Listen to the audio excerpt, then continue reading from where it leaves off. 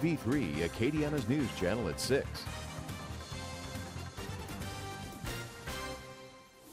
Good evening, everyone. Tonight, a warning from Lafayette General Health.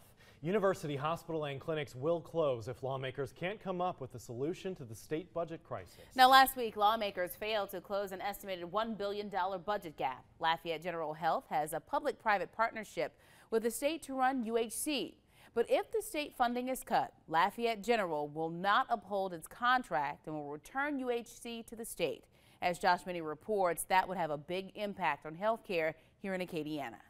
If the state does not come up with additional funds, this affects both the University Hospital and Clinics and Lafayette General Medical Center. Lafayette General Health President David Calicod says last year 54,000 patients received their primary health care through the partnership. But it's not just patients who would be affected. The partnership also includes a residency program for LSU medical students. Both of those institutions are major teaching hospitals that provide medical education in our community. The funding would not flow to either one of those campuses.